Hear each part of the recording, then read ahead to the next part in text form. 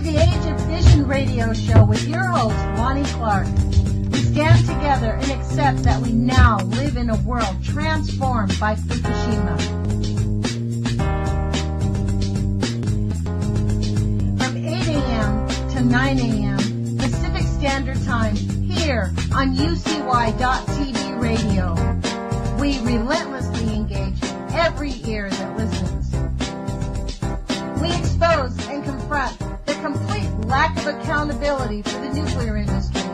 Consider social engineering programs who view our bodies, minds, and souls as assets on a balance sheet. We discuss vital current issues, interview activists, and engage our audience in an effort to allow all voices to be heard. The Age of Vision radio show creates a venue that all will choose. We encourage our listeners to reclaim their power and their courage to take action and save our planet from the ravages of greed and indifference. Our actions matter. Every voice matters. We remind our listeners that happiness is resistance.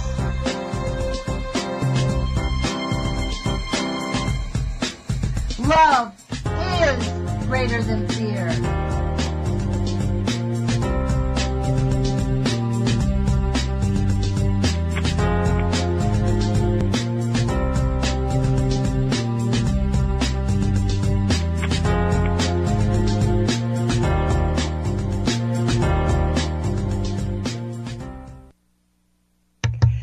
Good morning, UCY.TV radio listeners. This is Lonnie Clark with the Age of Fission radio show.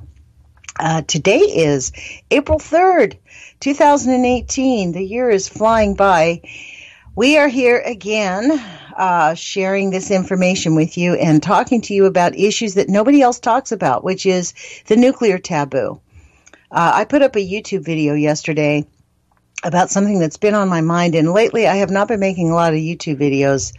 But I felt really compelled because I'm going to share with you this morning. I don't have a guest. I actually had planned on having a pre-recorded interview with Sean McGee of nuclearnews.net. And Jules asked me to put it off for a week so that she could go off and help her dad out, which is awesome. I have no problem doing that. So I started thinking about what is it that I want to share with my audience this morning. And one of the things that's strongly on my mind is the fact that I'm super sick of the facts. The facts are, we know that the nuclear industry is essentially lying to its own people. Inside the nuclear industry, they firmly believe. Look at Arnie Gunderson. He worked in the industry for 40, 35 years, a long, long, long, long time. So did his wife, Maggie. They met there. And now they realize after Fukushima, what the heck? Like, we are messing with something we have no control of. And they jumped ship, and frankly, he lost his career. He lost his source of revenue, his income. I'm sure they don't live as well as they used to when he was a nuclear engineer. And we are here attempting to get people to care about the fact that they are being systematically poisoned by the nuclear industry. This is not an accident. This is something they have done intentionally. And not only are we the victims, but we're kind of the perpetrators, because we continue to just, we get cancer and we're like, oh yeah, it must be from those cigarettes I smoked, or it must be from, what are they trying to tell us now, that coffee gives us cancer now because everybody drinks coffee? Really? And there was a big story on Facebook that went around. I mean, it is time for us not to just wake up, but to, like those students, they're getting active. There's, I saw a story this morning, this anti-Soros thing. Soros paid actors to march. Well, you can't pay millions of people to march. Sorry about that. It's kind of like when they said that they've created Black Lives Matter. You know what created Black Lives Matter is police officers shooting black people in the back repeatedly and getting away with murder repeatedly. We don't have lynchings in this country anymore. We let the police officers do it. It's disgusting.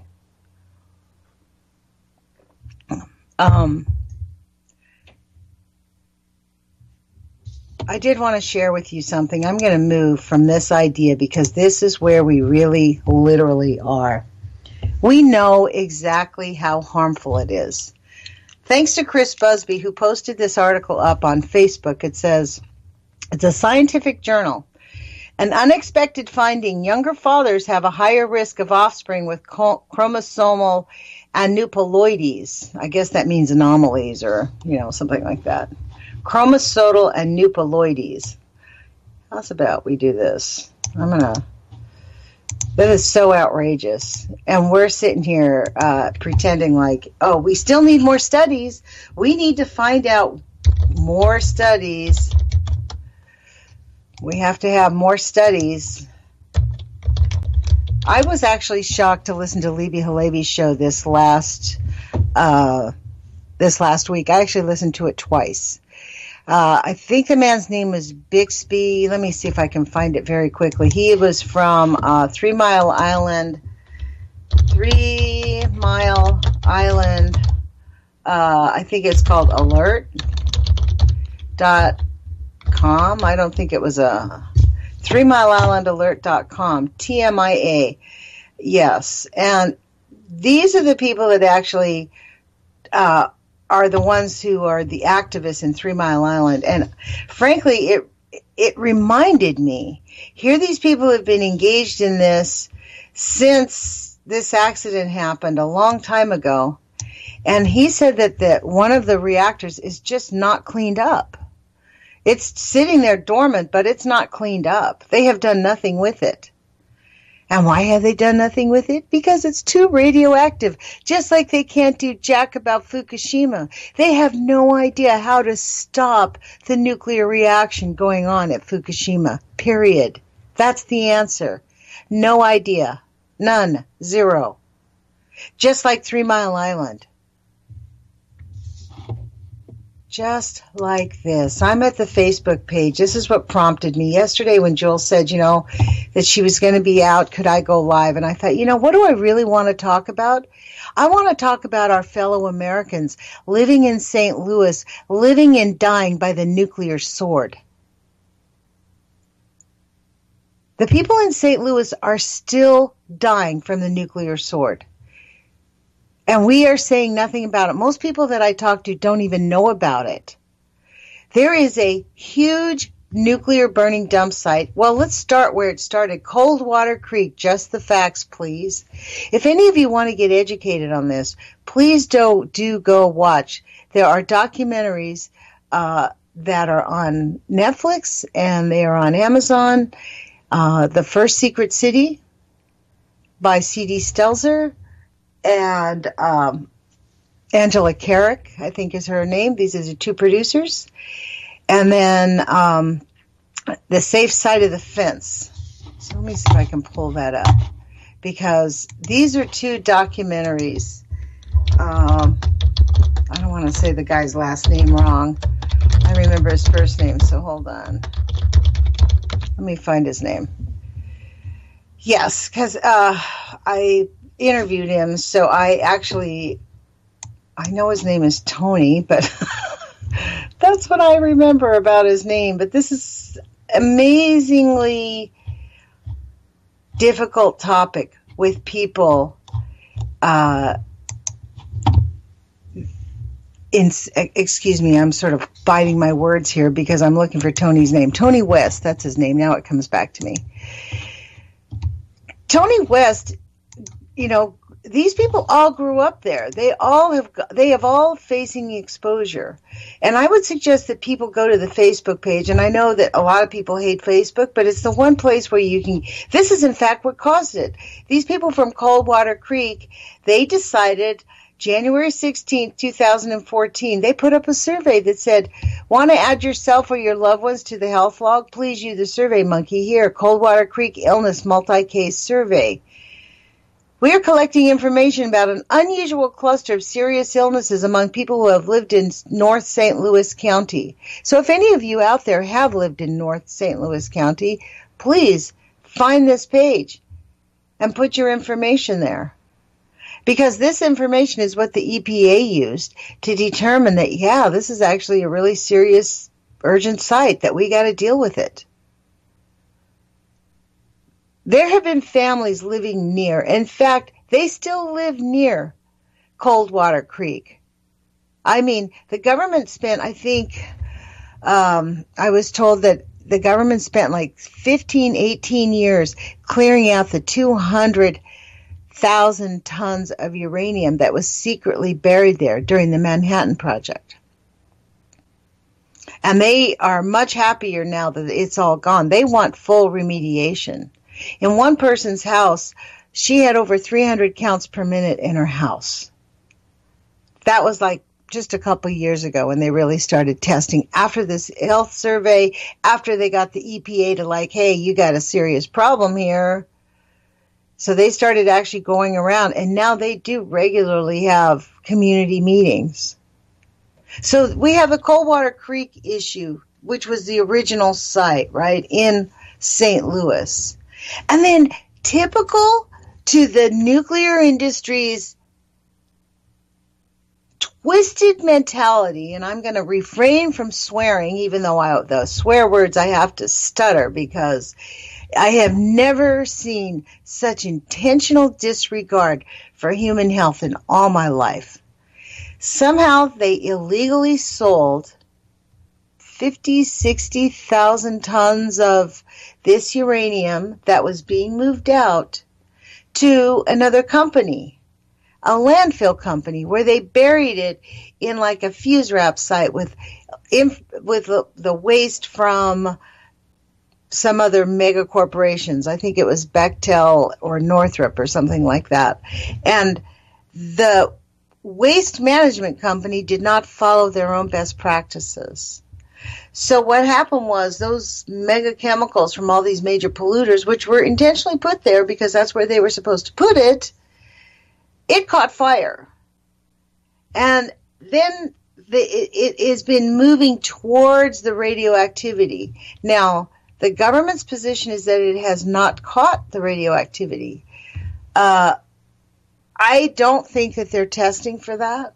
And I think the evidence shows when when people are dying, people living next to the Westlake landfill are getting catastrophic diseases, people in that area.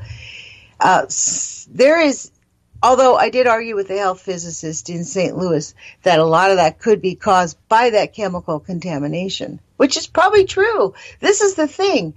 This is how devious and evil the nuclear industry is. They are counting on you getting cancer from something else. And they're like, no, they do not test our water. They do not test our food. We've recently heard that Russia is now going to start importing food from Fukushima, which the United States already consumes. Rice, beef, tea, plums. You guys need to make sure you know where your food comes from. I mean, I kind of go to great lengths not to buy apples from Washington State because we know exactly where they've been grown. So I wanted to read to you on Coldwater Creek facts, just some of the comments that are here. 15 hours ago, there was a new comment. Somebody went to the page. Always heard rumors about this, but never took it seriously. I lived on Coachlight Drive, Square Drive, growing up and played in the creek all the time. Diagnosed with MS at 36. Filling out the survey now. So then there were comments on this post. It's shocking the number of MSers in the landfill and creek areas, including me too. Then another person says, me too. Then another person says, MS too. Another person, and me. Right, so here's another one. I'm sorry you're sick. And then this is the comment. Thanks. I'm currently the RRMS, so it's not difficult to deal with, but sucks nonetheless. All the neurologists are very interested in where I grew up. I did advise this is another person. I did advise my doctor to look into this more. Me too. Yeah, keep advising your doctors. Like your doctors are going to tell you, Jack, you know what you guys really need to do is find an alternative care person who believes in healing, who wants to heal you, not just shove pills down your mouth and make you go to specialists and tell you there's nothing they can do. I actually personally saw a person who was diagnosed with MS who was strapped to a wheelchair. Frankly, the first time I met her, she was strapped to a wheelchair. Her daughter, she could not talk. Her daughter said to me, yeah, we're here to see Dr. Bob because it's a last-ditch effort. My mom's been in bed for 7 years. The doctor said it's time for us to prepare for her death. And a friend of mine gave me Dr. Bob's number just out of desperation, so we're here. This was the first time I sat in the office of Dr. Bob Heron, the guy who helped my body reverse from arthritis. I was very sick in my mid-30s. And it was the first time I went to his office, and there was this lady strapped in a chair with her daughter who was there for also the first time.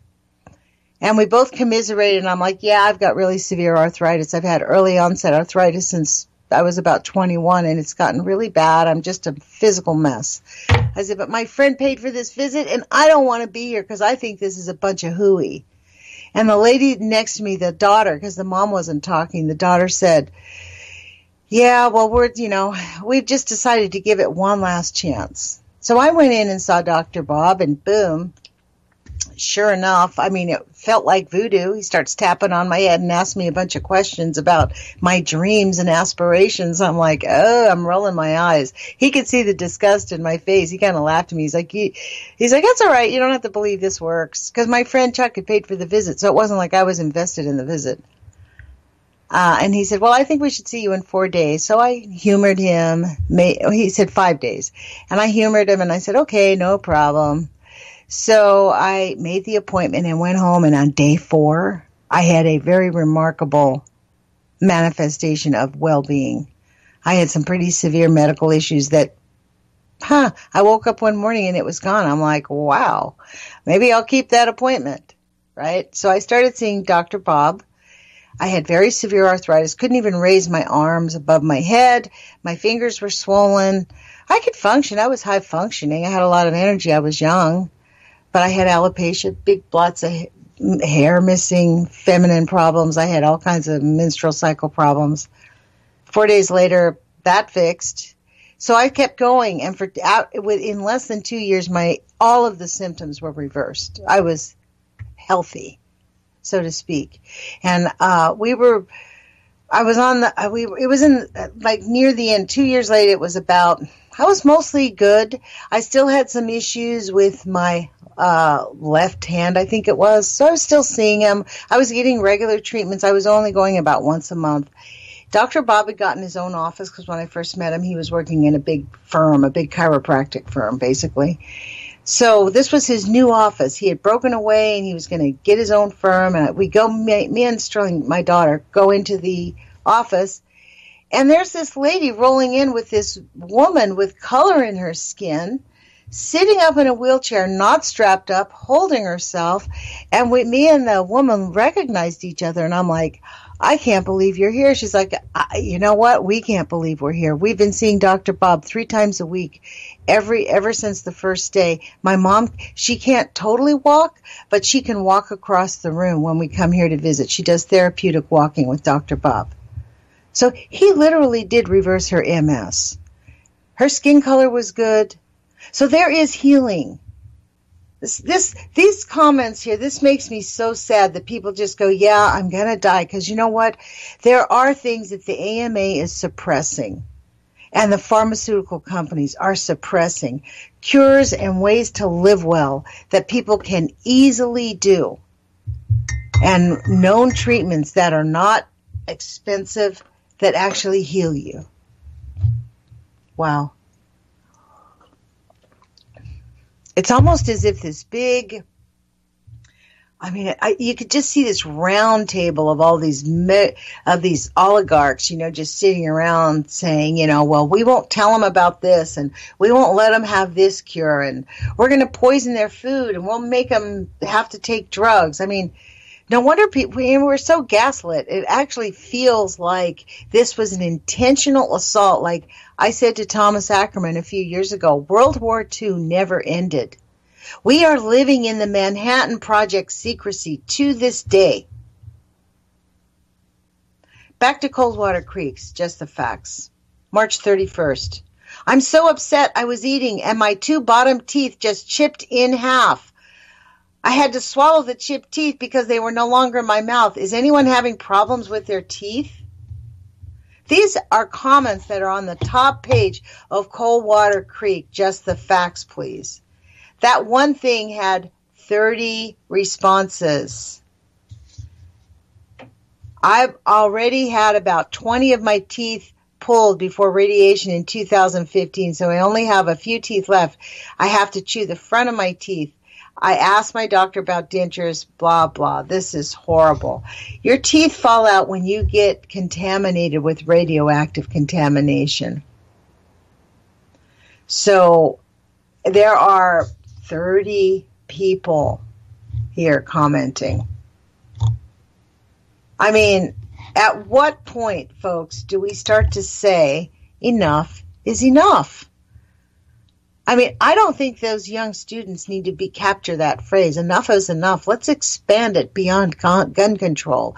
Let's expand it to end the Manhattan Project secrecy and denial that radioactivity causes mega harm and that there is no way we should be producing another ounce of it until we know exactly how to cure the harm. It's already fixed. The fix is in. I mean,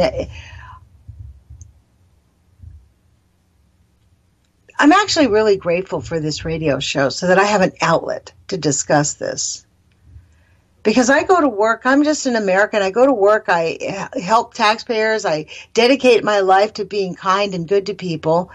And I'm waking up realizing like, the evil giants, and it's not just the government of the United States, it's the IAEA, the International Atomic Energy Agency. That's what I mean by the IAEA, the International Atomic Energy Agency, who, by the way, is run out of the United Nations, which I believe was formed just to promote nuclear war. You want my opinion? But, everyone has an opinion, I suppose. But the IAEA basically signed a contract in 1957 with the World Health Organization. This is a fact. You can look this up. Don't take it from my saying it, but it is a true statement. The World Health Organization and the International Atomic Energy Agency signed a contract that said the IAEA could censor any of its documents and suppress any of its medical findings if it harmed the nuclear industry. That's essentially the gist of it. So the IAEA has complete control over the World Health Organization, who are systematic liars, who systematically are mandated to go find out what's wrong with a problem, but they can't mention nuclear. They can't talk about it,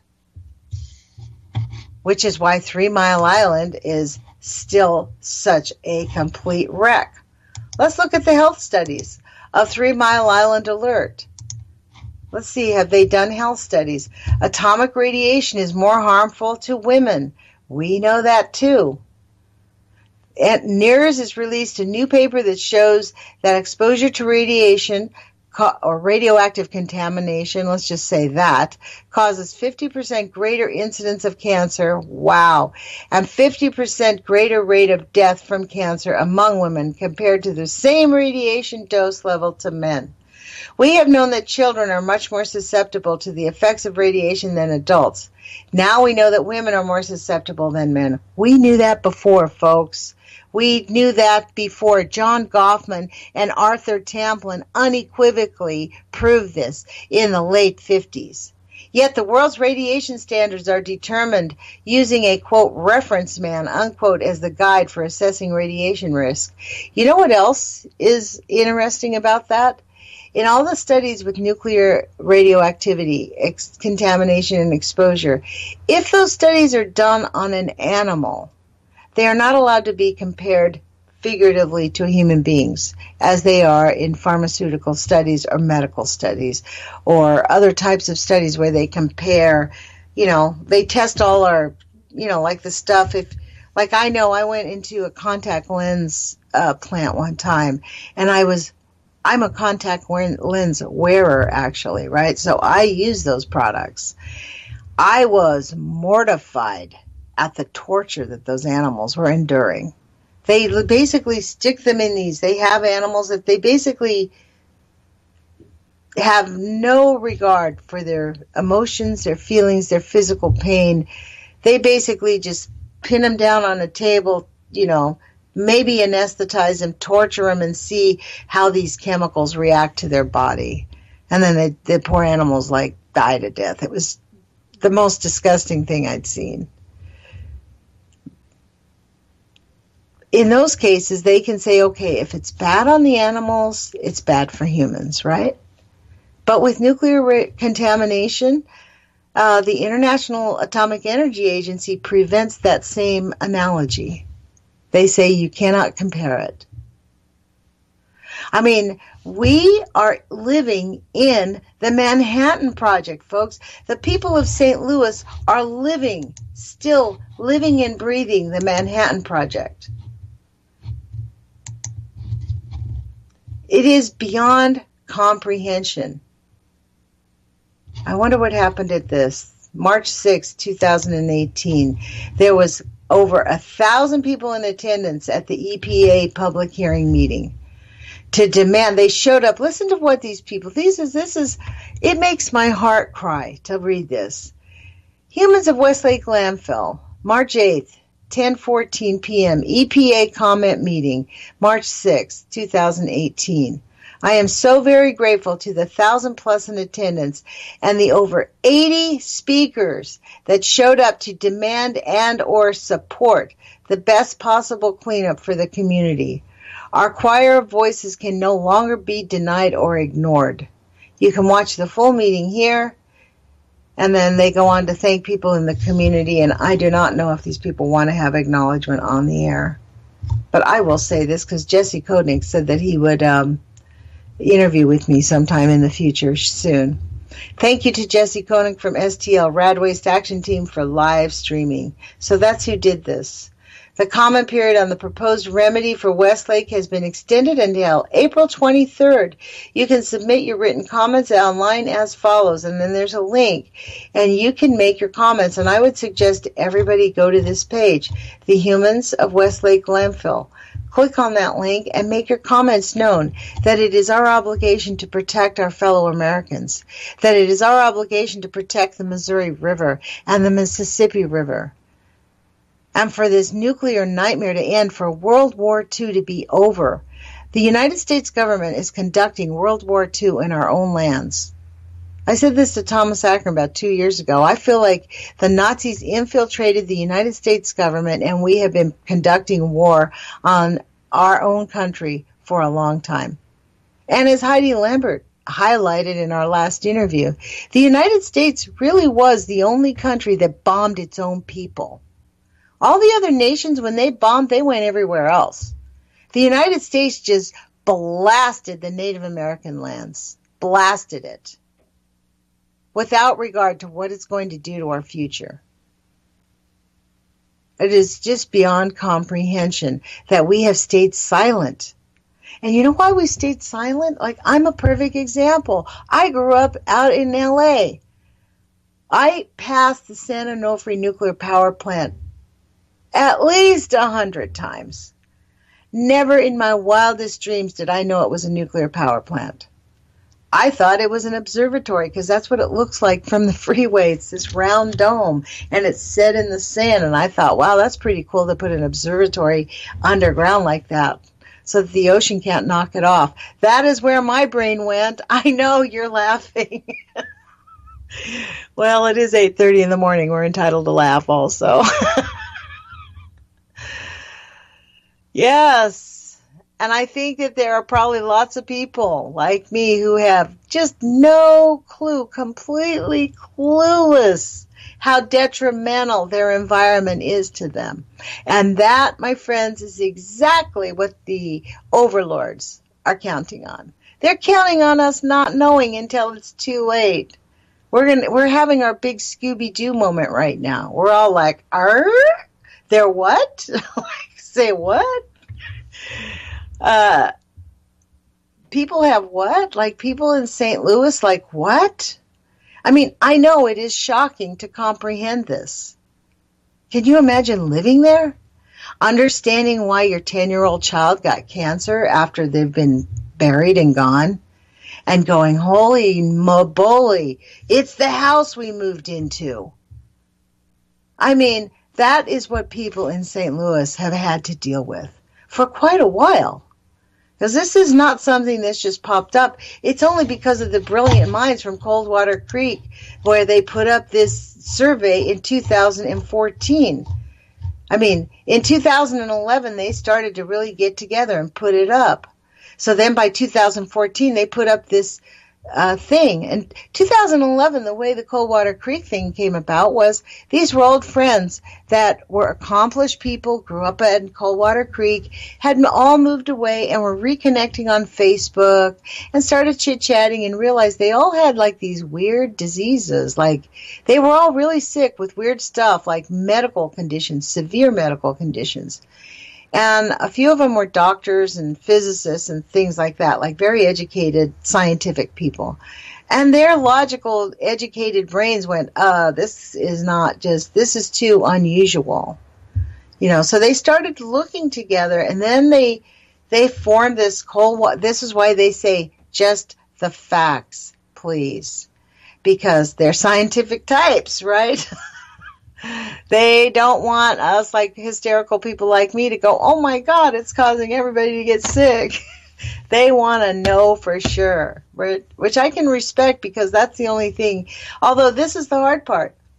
We have this EPA that's saying, yeah, tell us what's going wrong. We're going to do these health studies. Look at the health studies from 3 Mile Island. I mean, let's look at those because this is kind of what happens. They make these health studies. Everybody goes, yeah, boy, it's really bad. It's horrible. And then it's just a fact that gets logged in the wall. No problem. Next child to die of cancer, no worries.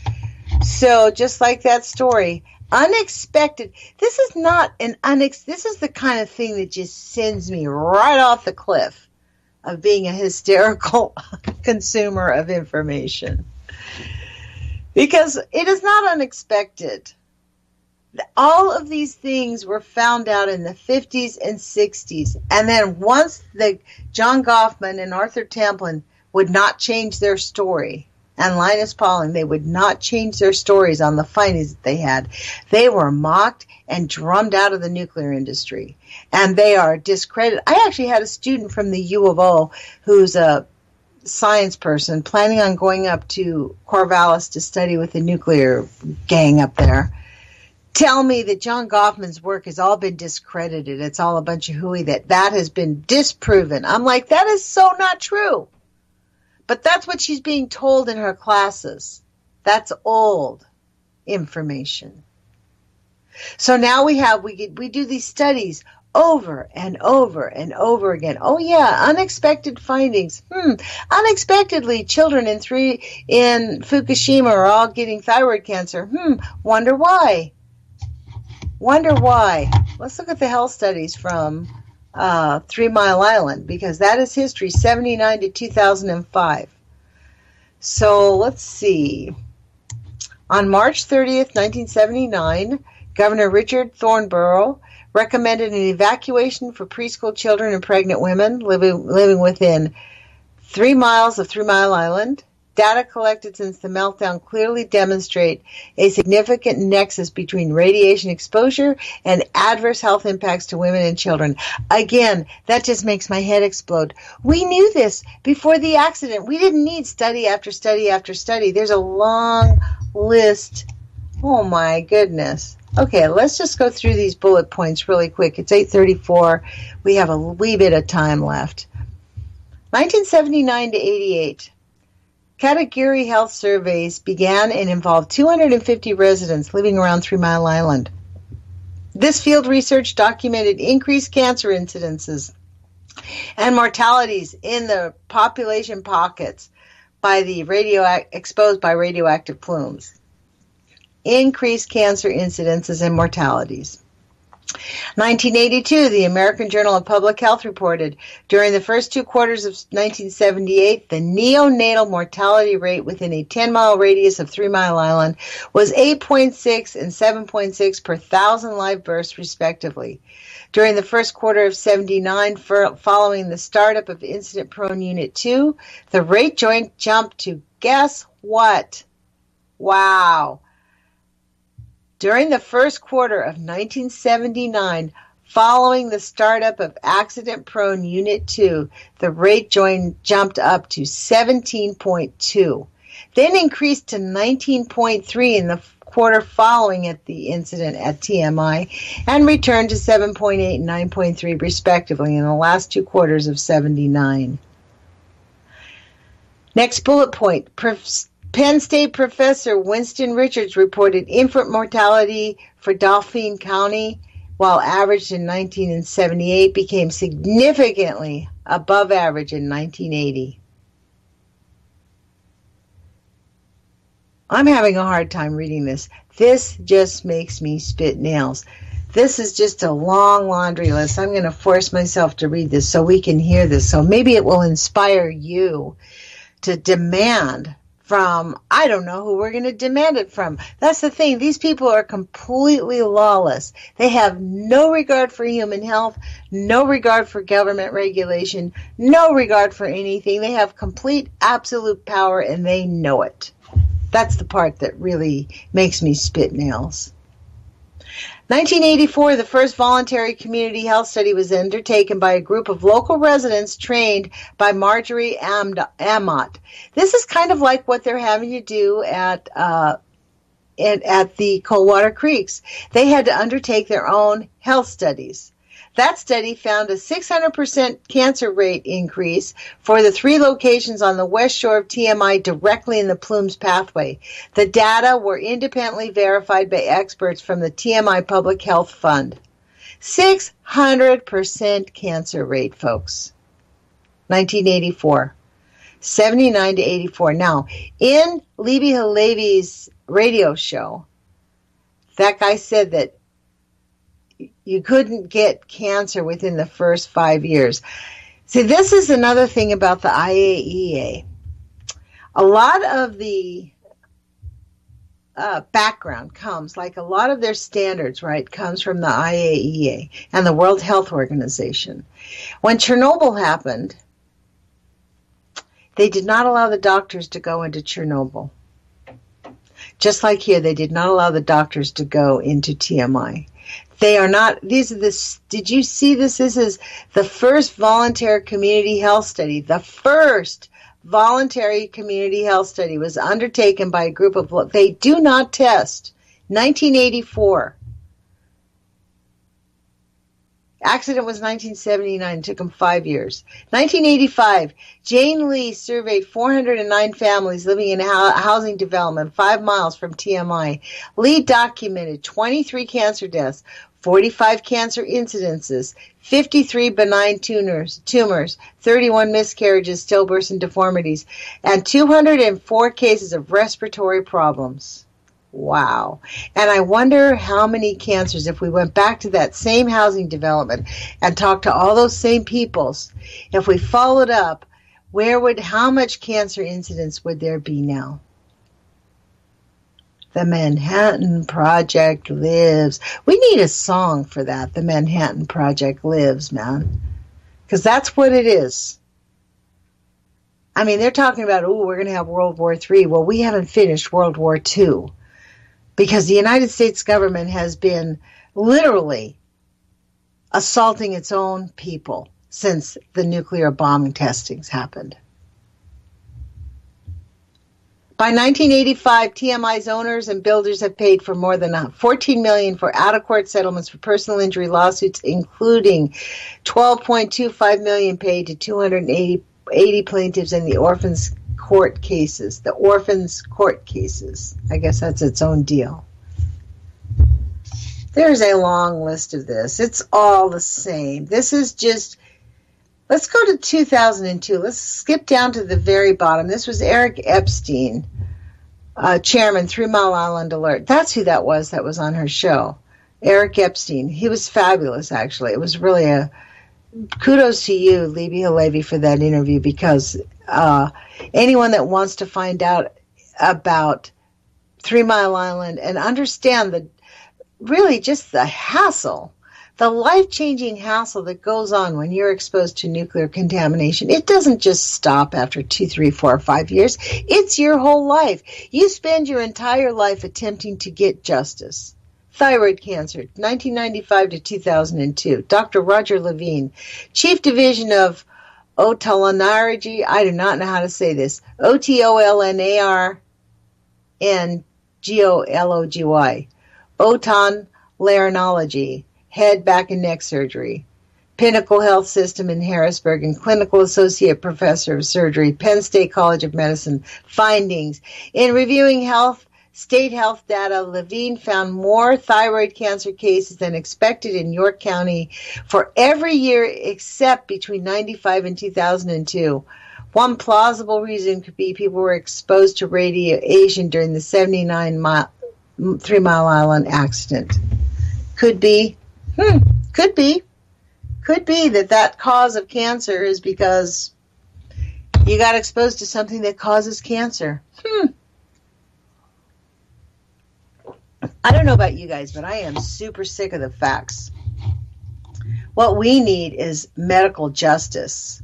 That is what Erica Dugan said. Erica Dugan is the young woman who comes on and talks about her plight trying to get justice from the fracking industry, which, by the way, very related to the nuclear industry. So here's another one from Coldwater Creek's Just the Facts, Please. I'm going to keep reading these because I want people to get that this is an ongoing lifestyle changing system going on here. This is not just, this is exactly why I guess the government just allows it to continue for the money gods. Here's a comment, July 2017. So I just moved into a beautiful home that backs up to the creek 2 months ago and then discovered all of this. Nobody told her. Terrible. My kids have been having a blast playing in the forest near the creek. That's partly why we bought the house. So should we move? How soon do we need to get out of here? Should we not play outside? Should I not eat my neighbor's garden's tomatoes? I'm pregnant. My baby is already in danger even though we've been here for 2 months. Yes. My answer to you, I'm not going to say your name, your baby is in danger. A comment on there says, this is really sad. I wonder what the first comment says. Yes, I hope these people did move. See, the problem is when you move, if you don't tell somebody, this is what happened. So, let's read what the comment says. She's got a lot of comments. There was a lot of comments on this page. What does this one lady say? Oh my goodness. They say, I'm sorry you're just finding out about us. I didn't think any of us can definitively say whether or not your yard is safe. I can assure you that the contamination today is not nearly as severe as it was 20 to 30 years ago when we were children because the original piles of waste that leaked into the creek have been removed. So there is no new contamination flowing into the creek water. In fact, the water is not currently contaminated with radiation. However, the Army Corps is finding contamination in backyards. Because of weathering of the previous years and decades of contamination, the current radioactive material is being found 6 inches to 6 feet below the surface. So risk from inhalation is limited. However, digging in contaminated areas or growing food in contaminated soil can still prove to be harmful through ingestion. I personally would not eat anything from a garden adjacent to the creek, nor would I dig in the soil. How much a backyard has the potential to be contaminated has a lot to do with how close you might have been with the original piles of material. The further down the creek, which runs 19 linear miles, the less concentrated the contamination. Regarding how long you have, exposure is different for everyone. Most of our illnesses are from chronic exposure years. Exposure is more harmful to women and children, and the more that someone is exposed, the more likely they are to present with illness and disease. A small child playing outside every day is more at risk than an adult male that is only outside to cut the grass once a week in the summer. Most illnesses take decades to show up, much like cancer and a chronic smoker. I would suggest contacting the Army Corps of Engineers FUSRAP and the Missouri Department of Natural Resources to see when your area is scheduled to be tested and whether or not you can request testing sooner, possible from the DNR. Good luck. Please let us know if you have any more questions. We will try to help as much as possible.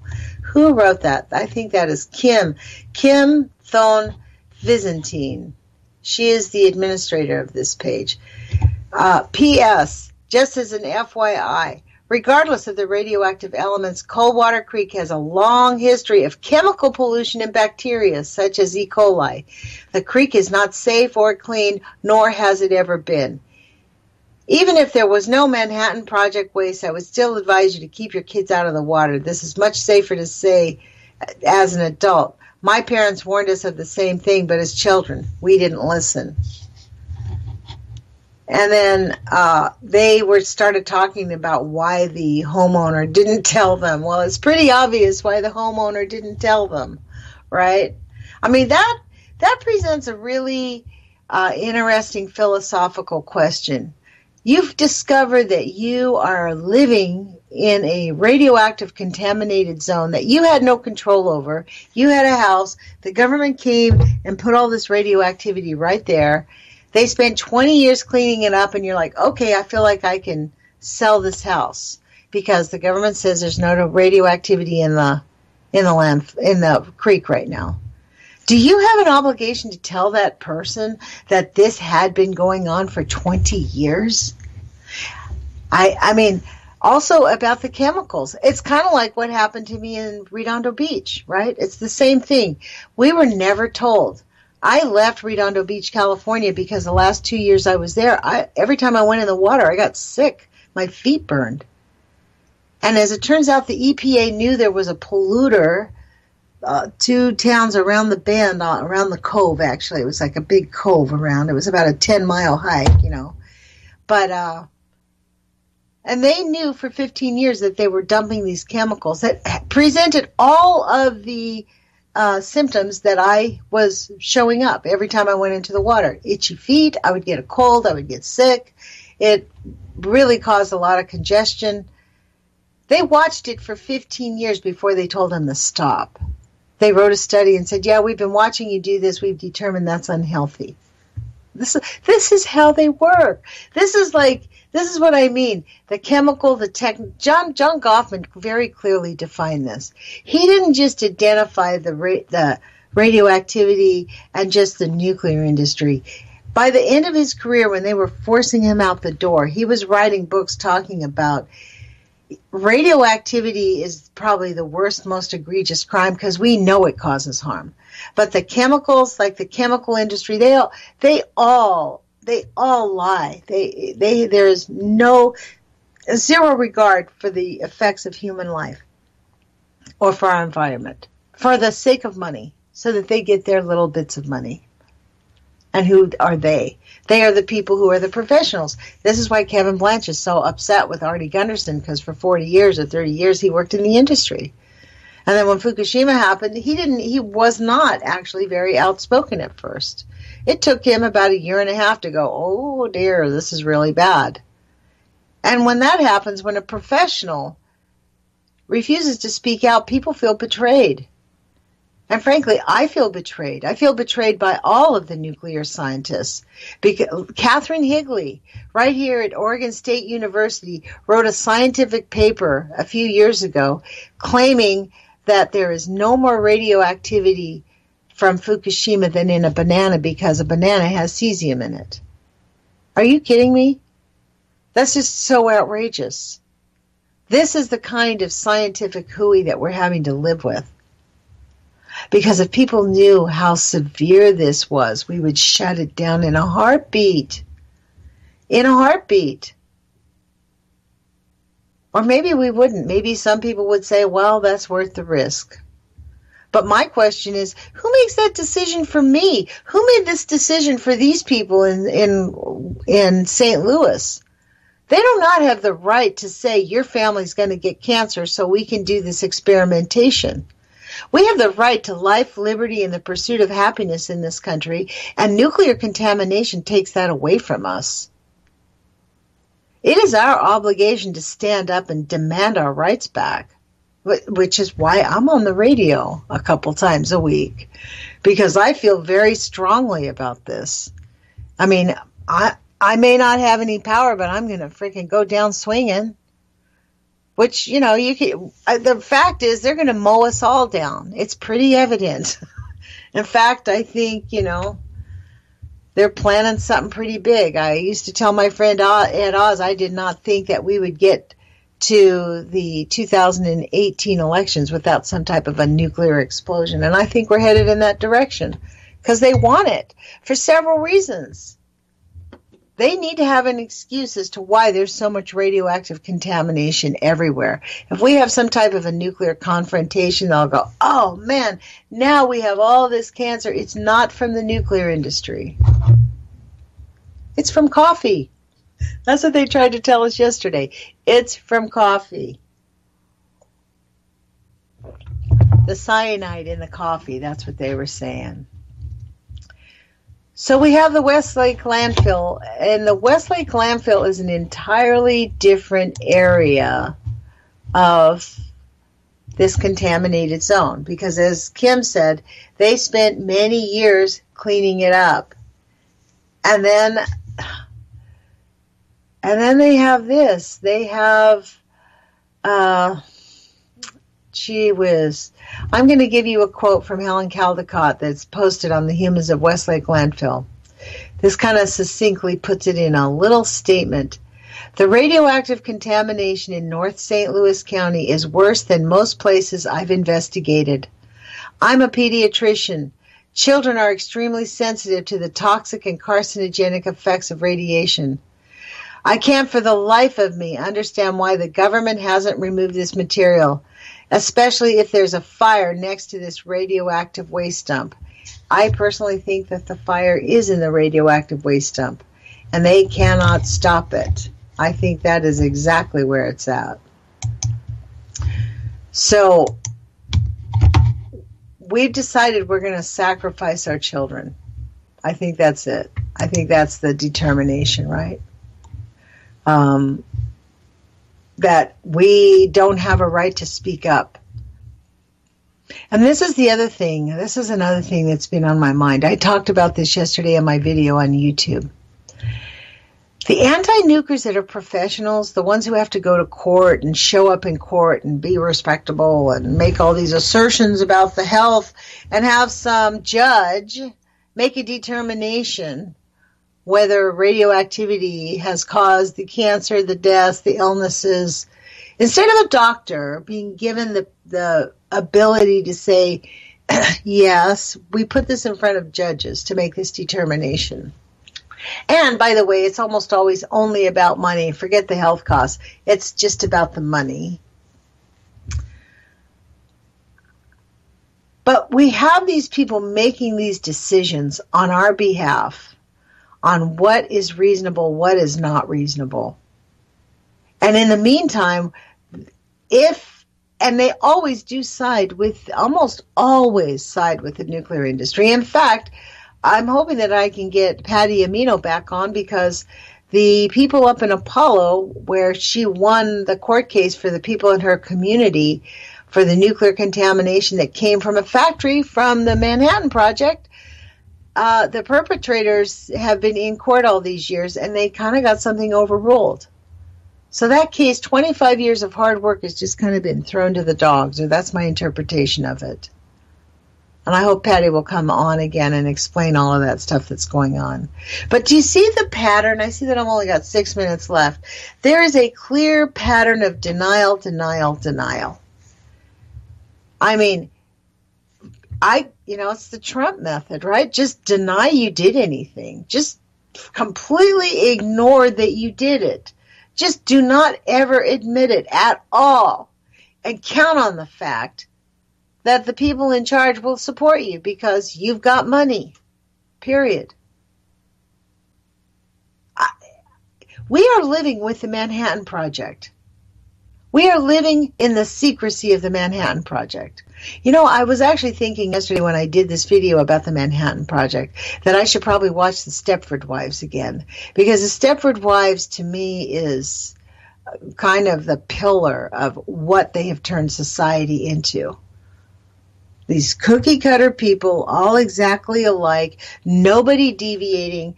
So all these people that go into court, when I call them up and ask them for an interview, I don't get a response, and I've come to understand that they can't.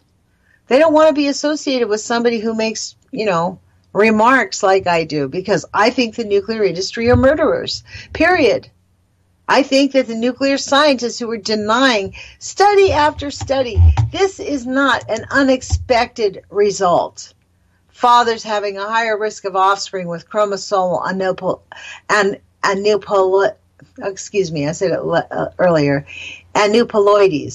Chromosomal aneuploidies. So it is just beyond comprehension. So what's an aneuploidy? Is the presence of an abnormal number of chromosomes in a cell. For example, a human cell having 45 to 47 chromosomes instead of the usual 46. It does not include the difference of one or more complete sets of chromosomes. That's what that's about. DNA evidence that men who are exposed to radioactive contamination, younger fathers, have a greater risk of having chromosomal damage to their children. At what point are we going to declare World War II over? At what point can we begin to heal the country? When are we going to say no nuclear weapons? Because that's why we have all of this, for nuclear weapons. And when are we going to have the government apologize, assume responsibility, and say, okay, let's make this our government's number one priority. Let's clean this up. Let's provide health care for people that are being sick. Instead of forcing people to beg for help on Facebook pages and on GoFundMe pages. It is a crime against humanity how we treat sick people in this country. And it's also a crime against humanity how the AMA refuses to allow true healing to happen. Here we are. I'm sure none of these people that are getting MS in St. Louis have a healthcare provider who say, yeah, we actually do have a way to help you reverse that condition in your body. Well, I see I just have a minute left. I want to thank everybody for joining us here on UCY.TV, and thank you for sharing my radio show, The Age of Fission. It does make a difference. I think it just puts out that energy that we need to break the nuclear silence, break the nuclear taboo, search for solutions, stay happy. Remember, happiness is resistance. So there's no reason to be down and out because there's plenty of life to live, plenty of good things. Plenty of good help we can help each other. Live our lives dedicated to loving and living each other. Living life fully with each other. That's what I meant. Love is greater than fear. Put your courage feet on, you guys, because it really does matter what you do every day in your life. Treat each other with kindness and goodness and with integrity. We'll talk to you guys soon.